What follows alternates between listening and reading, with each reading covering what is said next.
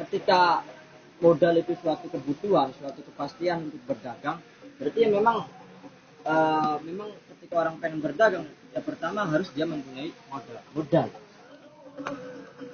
Itu fardu. Nah, ada kalanya berupa kesunahan atau nawafil. Nawafil, mustahab, mandub itu satu nama itu satu nama. Naflun, mandub, naflun, nafbun. Oh, itu yang mananya sama. Yang kemarin kan. Murodif kalau bahasa mantap.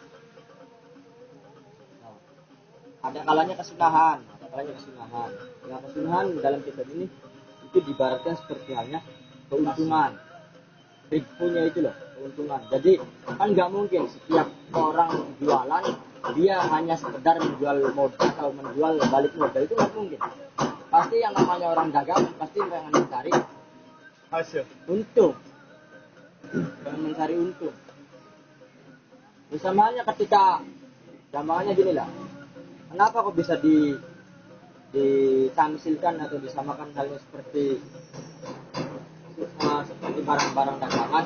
Karena seseorang itu tidak akan bisa mendekatkan diri kepada Tuhan dengan secara lebih atau dengan secara penuh, terkecuali orang-orang tersebut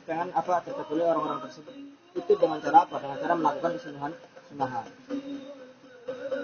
Ketika ada orang dia melakukan fardu doang, ya wajar. Karena apa? Karena kewajiban. Kalau namanya kewajiban tidak boleh ditinggalkan, ya enggak? Nah, yang paling terpenting itu adalah sunnah. Ketika orang pengen mendapatkan kedudukan yang tinggi atau mendapatkan kedudukan yang layak di hadapan Tuhan, maka orang tersebut harus melakukan kesunahan. Dan tidak semuanya ya. Dan memang hukum kaidah asal itu kewajiban itu lebih afdol atau kefarduan itu lebih afdol daripada kesunahan. Itu memang kaidah awal seperti itu.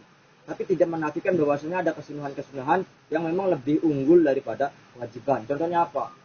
Sunnah tapi ibaratnya pahalanya itu lebih tinggi daripada kewajiban. Contohnya apa? Pertama itu biasanya di dalam kita merodus salam. Kita mengucapkan salam itu. Mengucapkan salam memang hukumnya sunnah. Tapi secara thawab, secara ganjaran itu meskipun dia itu hukumnya sunnah, tapi ganjarannya lebih besar daripada menjawab salamnya itu loh. Menjawab salam apa hukumnya? Wajib ya. Wajib hukumnya menjawab salam. Makanya kan saya pernah bilang kemarin, memang yang namanya sunnah kan sesuatu perkara yang ketika ditinggalkan tidak mendapat dosa, tapi pasti mendapatkan celaan. Contohnya apa ya? Contohnya salam aja, salam. Kamu pengen bertamu ke orang, langsung selunung aja, nggak assalamualaikum. Apa respon dari orang tersebut? Ya kayak nggak sopan. Pasti ada omongan kan? Iya. Pasti ada omongan. Karena apa? Karena memang itu orang tersebut tidak mempunyai masuk ke rumah orang tanpa salam atau tanpa izin gitu. Bukti bahwasanya kesunahan memang tidak mendapatkan dosa, tapi dia mendapatkan celaan. Oh iya, celaan. Ya rata-rata kan orang-orang kan, ayo sholat ini, ya sholat sunnah itu bumi. Terus Pak Mas gini Mas, contoh Mas. Ada seseorang tersebut melakukan sunnah, tapi kewajibannya tidak dilakukan. Terus apakah hasilnya itu tidak ada perjuangan tuh? ibaratnya kewajiban itu ibaratkan seperti misalnya Tangga.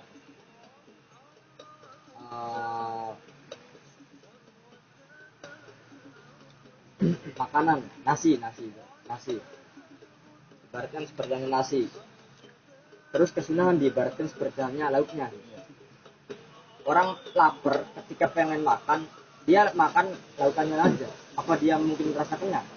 Enggak kan? Dia pengen merasa kenyang. Yang harus dia makan adalah nasi. Semuanya seperti itu.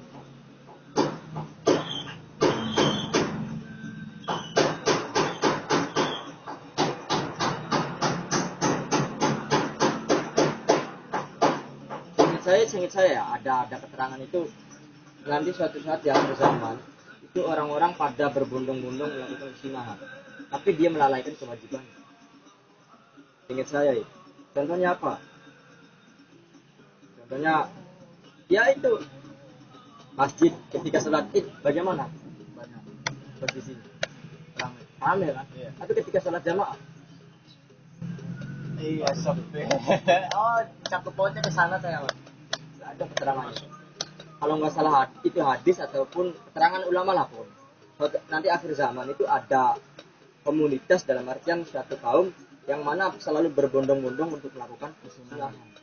Tapi dia melalaikan suatu kewajiban. Fakta nggak? Iya, Pak. Ini sih bener ya. Ribuan mau kayak Antara molor.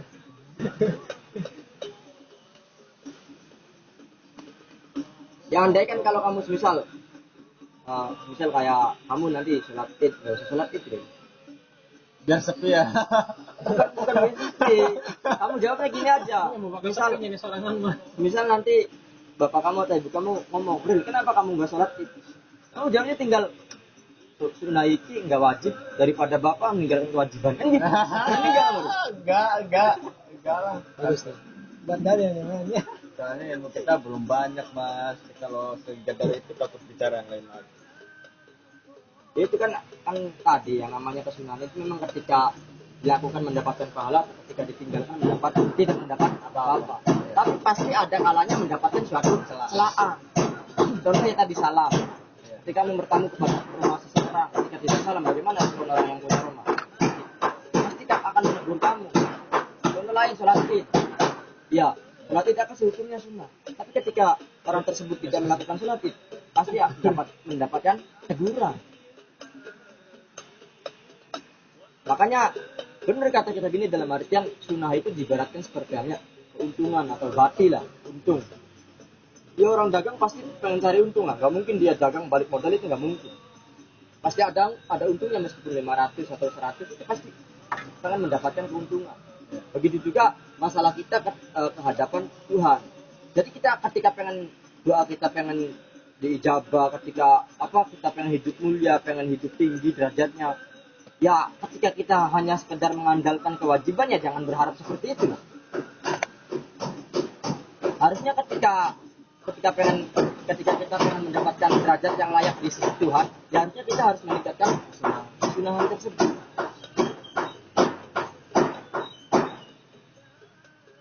Ya ini kan kemarin kan ada hadisnya itu.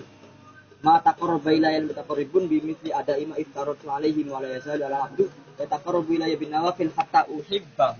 Fa idza ahbabtuhu kuntu sam'ahu alladhi yasma'u bihi. Gitu loh. Seseorang itu tidak akan bisa mendekatkan diri kepada saya kecuali dengan apa? Dengan cara melakukan kesunahan-kesunahan. Sampai kapan? Sampai saya Tuhan itu sampai menjadi suka kepadanya dan menjadi semua alat mulai dari pendengaran, pembicaraan atau menjadi kaki dalam artian apa sih? Itu hanya sekedar bahasa kinaya gitu.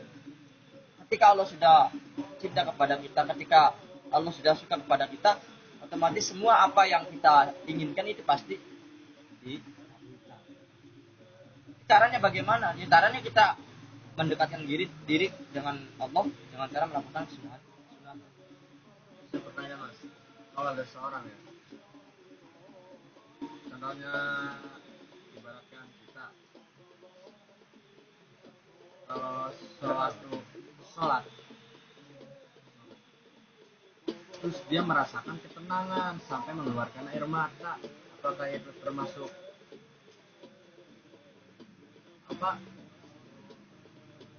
apa gimana sih pertanyaannya? Apakah itu termasuk sebuah hasil atau hasil apa? Ya kan merasa tenang sampai mengeluarkan air mata atau mas meresapi itu tiba-tiba meresapi sholat Merasakan kenikmatan ibadah. Ya ketika suatu rasa kan tidak bisa ditampakkan dengan sesuatu tuh. Yang namanya rasa kan tidak ada penampakan gitu, tidak bisa diwujudkan. Tapi memang ada ciri-ciri untuk orang tersebut benar-benar merasakan. Contohnya ya, kamu cinta sama seseorang, kan ada bukti atau wujud yang harus ditampilkan. Ya enggak? Ya begitu juga ketika kamu ibadah atau apalah, kamu sudah merasakan tentram, sudah merasakan kenyamanan dalam ibadah, itu ya mungkin kalau nangis mungkin bukan gara-gara asik dalam ibadah paling mikirin apa kan Ya, Itu boleh nggak mas lagi sholat? Ya karena izin sama Tuhan mungkin ya. Terus dia nangis ya, karena dirinya itu banyak dosanya, dirinya nangis gitu, karena malu gitu. Itu apakah boleh atau enggak? apanya? Lagi sholat nangis gitu. Gara-gara dirinya itu sangat pendosa berat gitu mas. Boleh nggak? Ya tadi lah, nangis itu suatu bentuk apa ya? Suatu bentuk, memang ya suatu bentuk kesalahan kita kan gitu. Kita itu merasa orang-orang yang banyak salah, orang-orang yang banyak melakukan maksiat. Akhirnya ketika dia, gampangnya gini lah, secara saya logikakan saja ya. Kamu tidak berjumpa sama temanmu atau saudaramu deh, selama bertahun-tahun atau selama berbulan-bulan. Ketika kamu dijatuhkan atau dipertemukan, apa yang kamu ketika pertama kali berjumpa itu loh, yang kamu rasakan apa? Pasti sedih. Padahal itu bahagia sih. Ketemu sih. Ya sama halnya orang tersebut, mungkin dia karena sering nggak sholat, kasarnya seperti ya, sering nggak sholat, hidupnya selalu maksiat. Kan otomatis orang tersebut posisi lagi jauh, ya enggak, lagi jauh. Nah ketika dia merasakan hatinya itu terbuka, mendapat ketukan dari Tuhan, akhirnya dia tobat, terus mendekatkan diri kepada. Akhirnya apa? Ketika dia berjumpa dengan Tuhan, yang dia pertama kali dia rasakan adalah tetesan air mata. Itu ya boleh-boleh saja dalam artian hal yang wajar. Tadi sama halnya ketika kamu lama tidak berjumpa sama saudaramu. Ketika pertama kali berjumpa pasti merasakan terharu atau nangis. Ini bermasalah. yang tadi tuh hadis apa mas? Yang akhir zaman berbondong-bondong melakukan sunat. Saya nggak ngomong hadis ya, saya masih lupa sih. Nggak tahu hadis, nggak tahu keterangan ulama. Ya keterangan ya.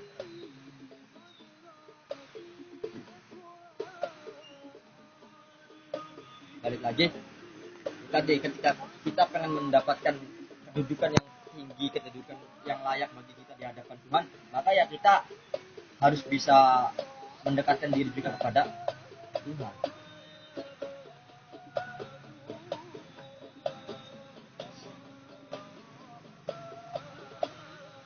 Nah, terus walantasilah ya tolib idal jami wa amirillahi ta'ala ila bi muraqabati qalbika.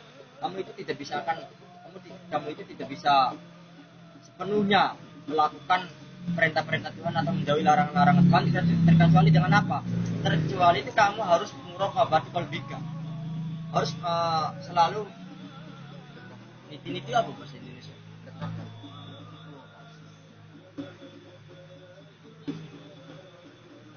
Memantau, ya, memantau. Kamu itu tidak akan sepenuhnya bisa melakukan perintah-perintah Tuhan ataupun larangan-larangan Tuhan, terkecuali kamu harus bisa memantau hati kamu itu seperti apa. Dalam artian memantau bagaimana? Kamu itu harus sadar bahwasanya dalam setiap gerak-gerikmu, dalam setiap apa yang kamu lakukan atau apa yang kamu rahasiakan itu pasti Tuhan akan mengetahui. Dengan cara seperti itu, kamu ibaratnya motivasi agar kamu lebih semangat untuk melakukan ibadah. Bagaimana caranya? Ya, kamu harus mewaspadai diri kamu sendiri. Dalam arti apa? Itu yang namanya Tuhan itu tidak tidur, tidak tak tubuh sinatu wala naum. Tidak akan tidur, tidak akan merasa mengantuk. Pasti yang Tuhan itu pasti akan memantau terhadap kita. Pasti. Oleh karena itu ketika orang tersebut itu berpikiran seperti itu ya potensi dia untuk bangkit melakukan ibadah adalah 90% lah, 90% dia akan semangat ibadah. Gampangnya gini Naril. Misal kamu kuliah diawasi sama dosen sama tidak, ada perbedaan nggak? Ada kan? Ketika kamu diawasi sama dosen, otomatis rasa semangat belajar atau rasa keinginan tinggi pengen belajar itu ada lah, ya nggak semangatnya. Sama seperti itu. Dalam masalah ibadah pun kita sama.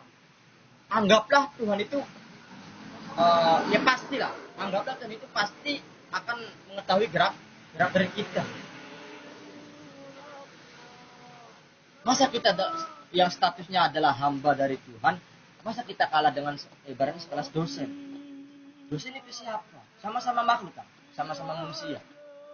Masa kita kalah sama dosen? Ibaratnya kita dibandingin dengan Tuhan.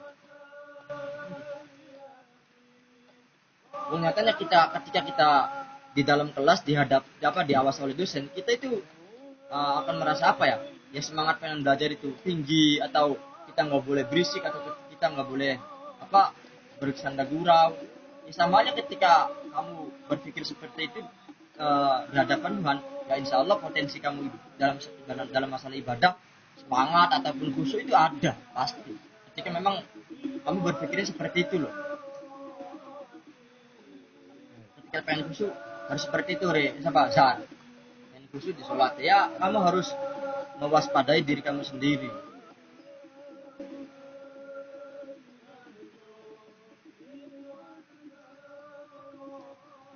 Tapi kan ya kebanyakan dari kita ini nggak bisa. Karena apa ya? Karena dalam Al-Quran kan juga ada wadkur rabbaka idza nasita. Kamu itu ingat kepada Tuhan ketika kapan? Ketika kamu merasakan dalam posisi susah, pasti kamu akan ingat kepada Tuhan. Ketika susah ingat kepada Tuhan, tapi ketika bahagia lupa kepada Tuhan. Apa maksudnya?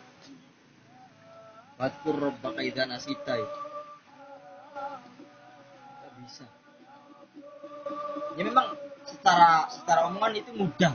Cuman kan hanya orang-orang kelas tinggi yang bisa melakukan seperti itu, ya nggak Sar? Ya kelas kita ya sing penting sholat ya syukur, ya nggak Sar?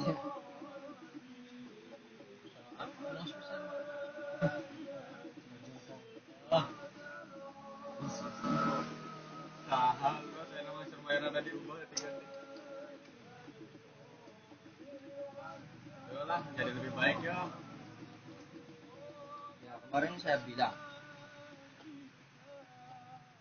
kita kan sebagai seorang hamba, ya selayaknya bagi seorang hamba itu harus patuh penuh terhadap Sang Pencipta, terhadap atasan. Ya kan nggak mungkin seorang hamba atau seorang karyawan membantah terhadap atasan, nggak mungkin. Ya nggak? Samanya kita di hadapan Tuhan, kita seorang hamba, apakah kita berani bangkang atau membantah pada Tuhan? Kan bagi orang-orang yang sehat akalnya ya kan pasti nggak akan berani.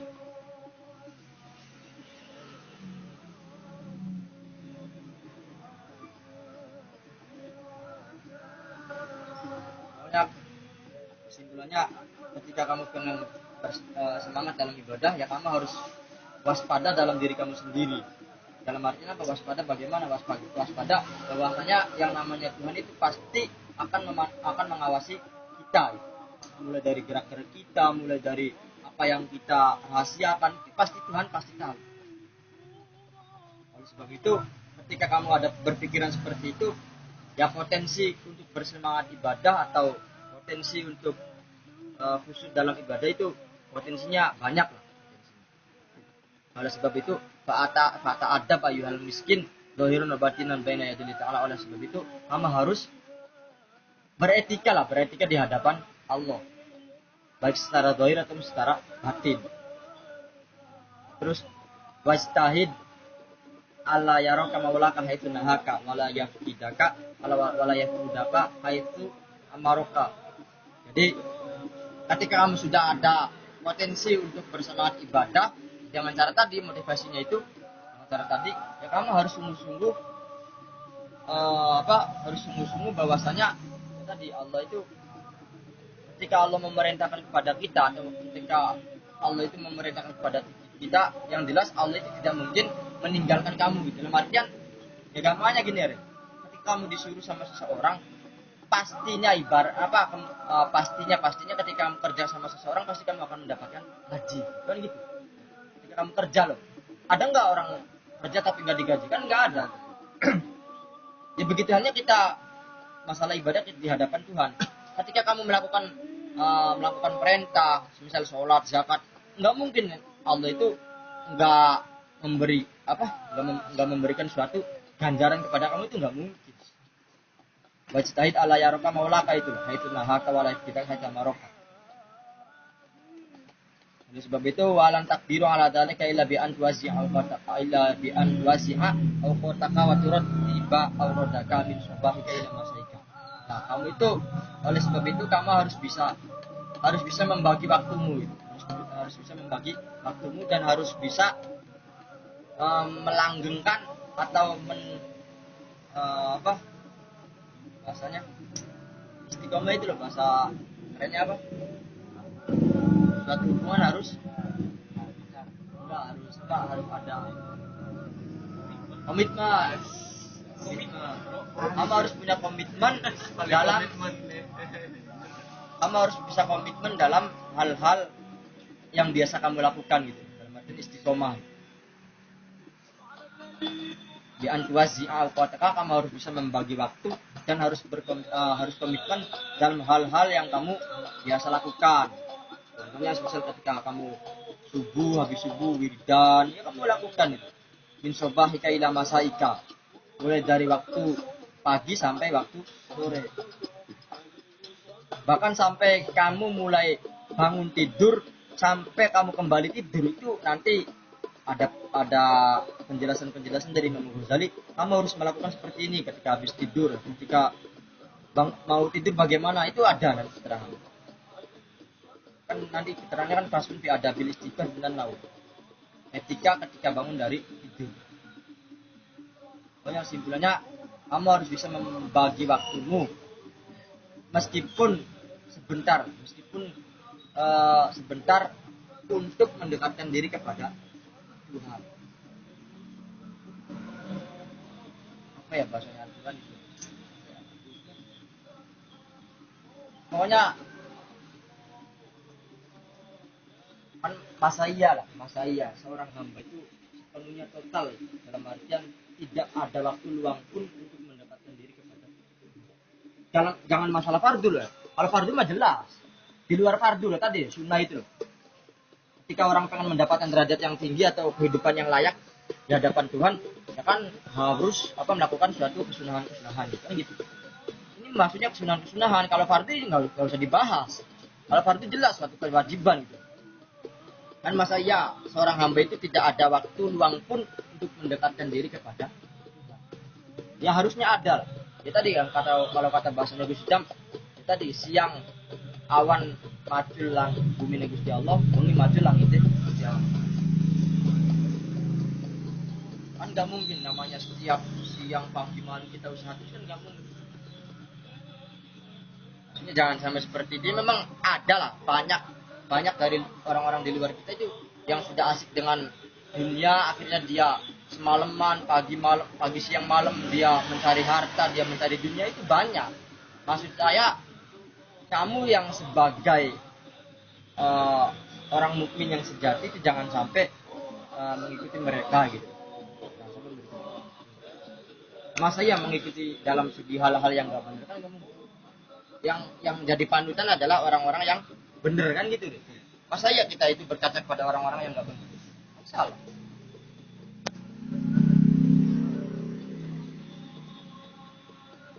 Ya minimal kita mendekatkan diri 5 menit mendekatkan diri kepada Tuhan. Baik itu siang tah malam tah, harus ada waktu luang sekiranya itu kita bisa empat mata dengan Tuhan. Kasarnya seperti itu.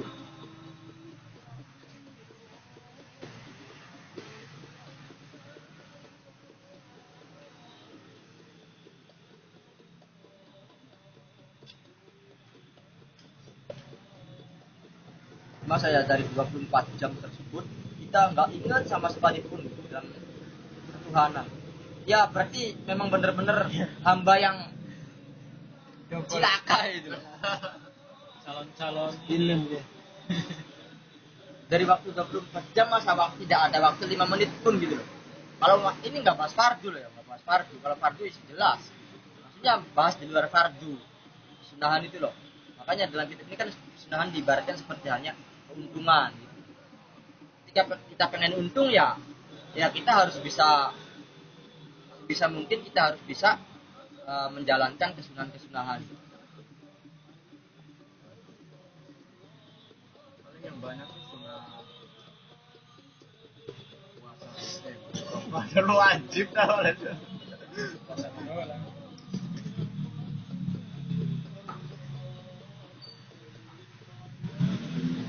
Tapi misalkan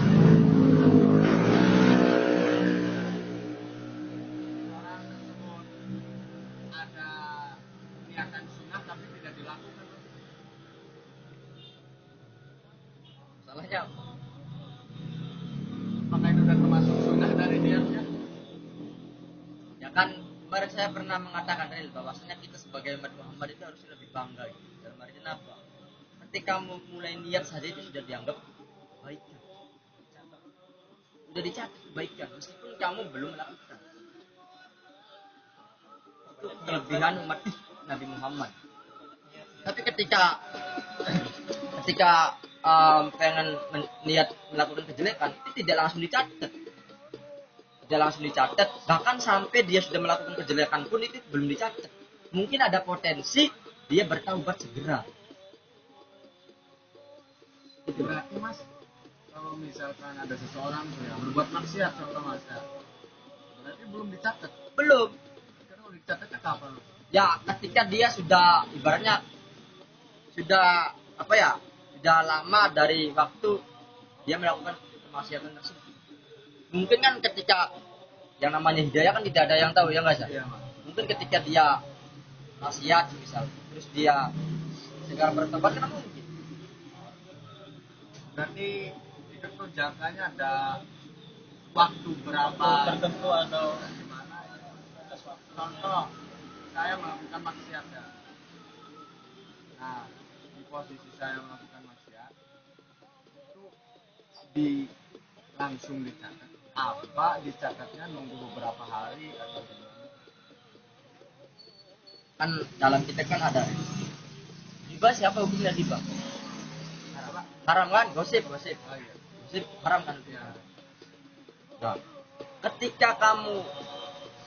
ketika berhadapan dengan masalah Tuhan, dengan Allah itu mudah. Karena saya pernah mengatakan bahwasanya ketika kita berhadapan dengan Tuhan itu mudah sih. Ya enggak? Yang susah itu apa? Yang susah adalah ketika kita berhadapan dengan sesama manusia, sesama jenis gitu.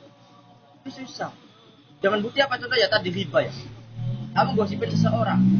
Kamu ketika kan pasti dosa ya, namanya juga haram. Ketika kamu habis riba kamu tobat langsung istighfar. Itulah ketika kamu berhubungan dengan Tuhan mungkin langsung dihapus dosanya. Ketika setelah riba kamu langsung istighfar. Tapi ketika kamu berurusan dengan orang yang kamu gibai itu belum ada potensi kamu dihapus dosanya. Kecuali kamu memang benar-benar meminta maaf kepada orang yang kamu gibai. Terbukti bahwasanya ketika hubungan dengan sesama jenis atau sesama manusia atau sesama makhluk itu lebih sulit daripada kita berhubungan dengan Tuhan. Kalau kita tidak dimaafkan gimana? Dari siapanya? Yang bersangkutan gitu. Kita saya harus ngelakuin hal gibah sama ini, gitu lagi ini. Terus gimana? Ternyata sama ini gak dimaafin tuh. Nanti ini itu gimana? Apa sih urusan akhirat atau gimana? Ketika dia maafkan, Iya. itu urusan berdua. Bulat. Yang jelas kan ketika kamu hibah kan hukum dari syariat ya. Hibah kan hukum dari syariat. Ketika kamu melakukan hibah, maka potensi kamu setelah hibah langsung istighfar, ya potensi kamu melanggar hukum syariat kan dosa tuh. Ya dosa. Itu langsung dihapus, ada potensi besar. Karena apa? Karena langsung berhubungan dengan Tuhan. Tapi ketika kamu berhubungan dengan orang yang kamu gibai, itu belum ada potensi untuk dimaafkan. Kecuali memang benar-benar kamu meminta maaf. Minta maaf kan kasih hari belum tentu langsung dimaafkan. Tapi ketika kepada Tuhan istighfar langsung dihapus. ada Si Ariel teh sama manusia itu harus saling memaafkan. Terus dia yang nggak memaafkan itu udah ya yang penting kan dari pihak kita itu meminta maaf. Adapun dia meminta maaf ataupun tidak ya itu urusan dia kan gitu. urusannya maafin enggaknya tuh itu. Iya, Urusan dia. ini dia yang dosa nggak maafin. Iya, Ya bisa. ya dosa. Gimana nggak maafin kan? Apa bermusuh lebih dari 3 hari itu apa? Ya, tidak boleh. Tidak boleh kita itu bermusuh hari berapa bertengkar itu lebih dari 3 hari.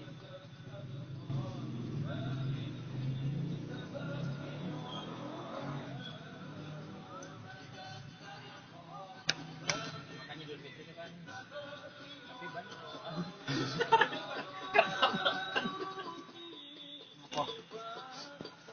ya mas, maaf kan Idul Fitri ya setahun orang Yang tahun-tahun kemarinnya ya kan dalam waktu setahun nih maafnya barangkali ada salah apa dari sengaja tidak sengaja bermaafan itu Idul Fitri orangnya masih gedek nih gitu lebih dari walaupun dalam sehari-harinya ya aku rasa sampai bisa jadi di belakang makanya masih duit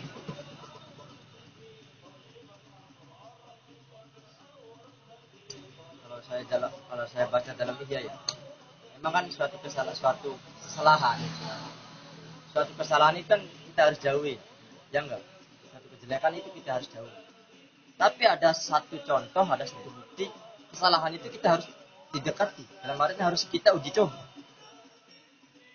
Contohnya apa? Contohnya ini tuh bab nikah itu yang saya baca, bab nikah. Ketika kamu sudah menikah, ya saya saja lah, ketika saya sudah menikah, berarti kan aslinya secara tidak langsung saya itu mendekatkan diri untuk melakukan kesalahan. Dalam artian apa? Contoh, dikasih istri, kan yang namanya perempuan cepat emosi, cepat tingkah lakunya cepat. Ya gimana lah? Ya enggak. Berarti ketika orang enggak secara tidak langsung, kok orang tersebut berani menikah? Berarti kan dia berani untuk melakukan kesalahan. Paham nggak sih? Dalam pernikahan itu rumit ya. Dalam permasalahan rumah tangga itu rumit. Tapi di balik kerumitan, itu kamu harus tetap berani melakukan nikah. Jadi yang dipandang itu jangan segi kejelekannya saja gitu, dalam segi kerumitannya saja, dan otomatis segi kebaikan yang lain itu juga kamu harus tetap dinilai. Contohnya, ketika istri kamu marah, terus kamu malah dibalas dengan marah, dengan kemarahan. Itu kan sama halnya kamu ibaratnya apa ya? Marah kan suatu hal yang buruk loh, suatu hal yang jelek, ya enggak? Suatu hal yang jelek, bahkan kan ada potensi sampai membunuh atau sampai menggampar, itu kan ada potensi.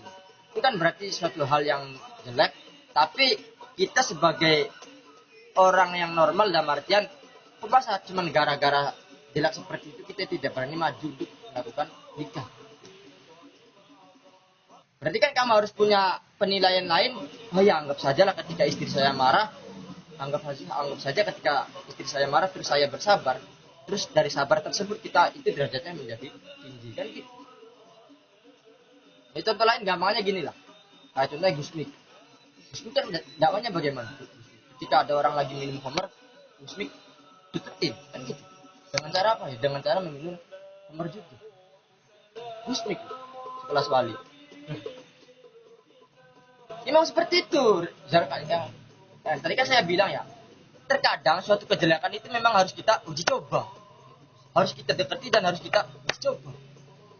Ketika kita itu tidak ada pikiran seperti itu, terus bagaimana caranya bisa merubah orang-orang yang jelek tingkah lakunya? Contohnya Gusmik kan ini langsung cerita saja.